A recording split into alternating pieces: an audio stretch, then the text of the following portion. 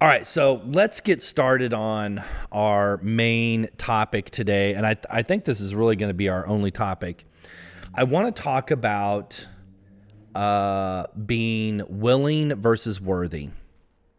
So I made this little video earlier this week, and this is related to the final chapter of my book. And which I'll correct something that I did earlier in the earlier video. It's not chapter 17, it's chapter 18. Of course, that's all going to be subject to revision. The first chapter of my book is about being available. Are you available for dating? And here's the thing.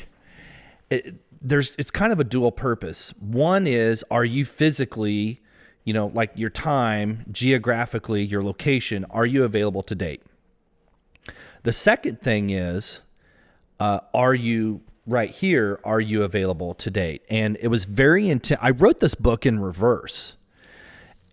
I wanted the most heavy meat and potato stuff to be right up front. And I felt like literally number one, before you can check any other box, the number one thing is, are you available? Are you available inside and outside to date someone? And so that's chapter number one. And a lot of chapters after that. Finally now, chapter 18, willing versus worthy. So I'm going to ask you to weigh in on this. To me, there's a lot of people who are willing to date that aren't worthy. And there's a lot of really good people who are worthy of dating, but they're not willing. Oh. It's almost like this Grand Canyon. There's this giant, just this wide and just deep chasm that separates these two thoughts, these two people. And that's what this last chapter deals with. So my question to you is, what is the difference between being worthy to date and being willing to date? Well, I would graph it, if you can imagine like a little graph. Oh, I love graphs. Vertical line, horizontal line. We're looking for the equilibrium. We're looking for the center where the two axes meet. The X and the Y. Mm-hmm. And basically, you could just draw like an X on the graph. So X-axis, Y-axis, draw an X in the middle of that graph. Yep. In the top right-hand quadrant, if you're you math people out there. Mm-hmm. Draw a little X. Or econ majors, yep. And draw a circle around the middle. That's what we're looking for. Right. We're looking for a person who is worthy of dating and also willing. This also references the Hot Crazy Matrix, right? Yeah. But sorry, I just had to go there. In my mind, everything can be graphed. So mine too. So, for example, someone might be a very high willing and a very low worthy. Mm-hmm, mm-hmm, mm-hmm. Which is what you just talked about. Yep. Now, where dating kind of works is in that center probably box around like the middle. Mm-hmm. So like you are a higher worthy and a little bit low on the willing, but they offset each other just slightly. Yeah. But in that center is where it works. On the outsides of the graph, it doesn't work. And that's kind of where my head goes. So to answer your question, actually, the difference is all in a mindset. There is a mindset and a reality, and there's a difference between minds, what's in your head versus the reality of that everyone else sees. So whatever everyone else sees, it is more in the worthy category. And the willing category is a lot more of what you see. Yeah. So I brought a prop today. Okay. Here it is. I don't know if the camera can see this or not, but what this says is it's like a quote. Mm-hmm. I am convinced that different people awaken different beasts in you. And Michael Scott said that for all you office people out there. yes. I love that you know that. I love that. High five. So, what that means is you can be worthy. And we may, okay, let's pause for a second. What does worthy mean? You could be worthy by your definition because you are tall, or you are handsome or pretty, or you have long hair or maybe short hair, or you look good in heels. You have a great education. You have a great education. You have a great job. You're funny. You're 40 years old and can retire at 50, right? Because you're so financially diligent, or whatever you see for you as your worthiness.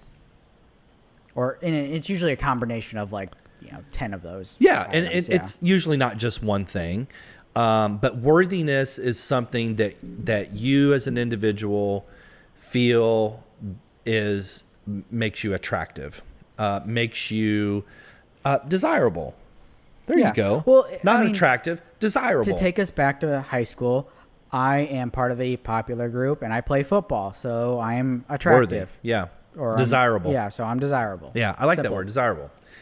Now,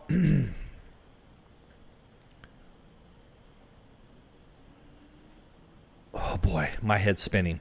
So willing is your ability and inability, right? The yin and the yang, two sides of every coin. But willing is when, regardless of what you think makes you worthy, and assuming that it is actually indeed true, right? We'll give people that benefit of the doubt. And when the right beast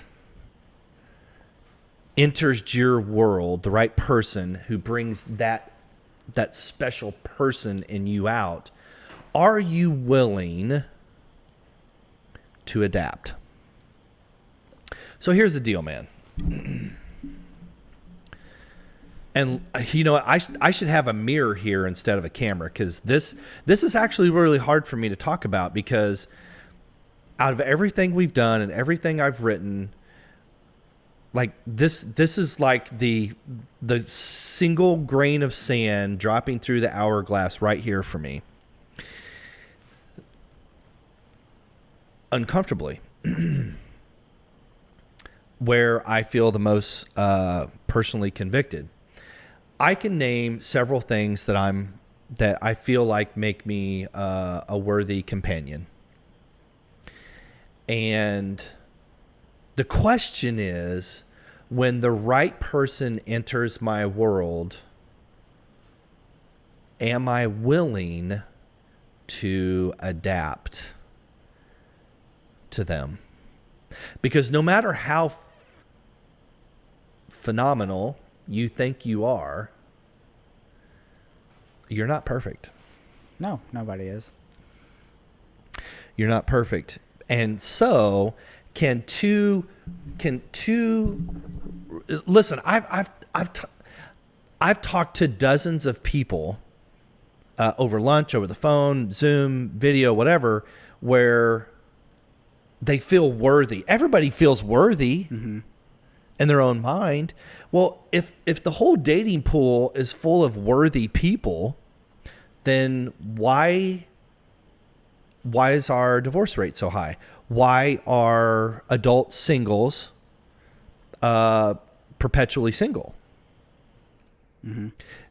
Because to your point, right? That graph, right? That equilibrium, that X where the X and the Y meet, people aren't willing to adapt.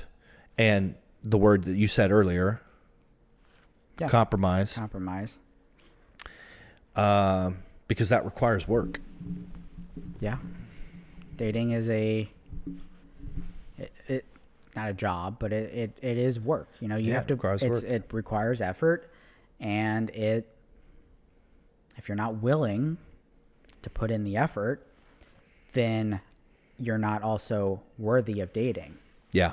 Because so true. Because if I wasn't willing to put in the effort to continue to work on a relationship, then I'm not worthy of someone else putting in work on their end. Yeah.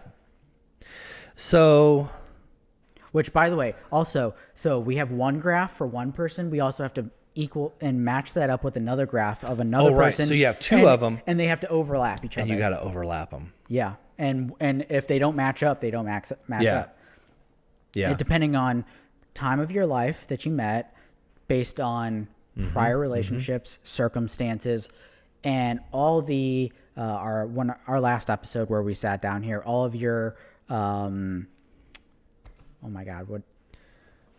your must-haves. What do we call it? The top 10 non-negotiable must-have. That's right. The word I was looking for. So we have to overlap all of that, and then so you can understand why the success rate is low, but the success rate is so low because people aren't willing. They're not willing to, as you say, adjust, adapt, and I think we need to talk about the word compromise, because that leaves a really salty taste in people's mouths.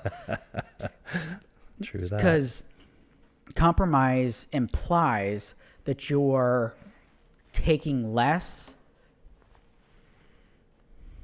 in order to give.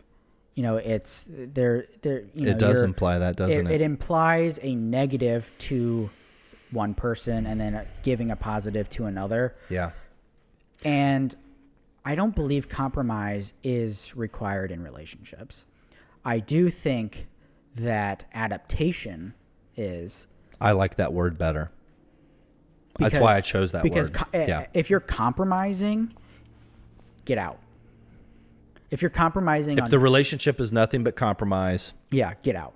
Because at that point, you're no longer being true to yourself, and your worthiness is no longer being fulfilled.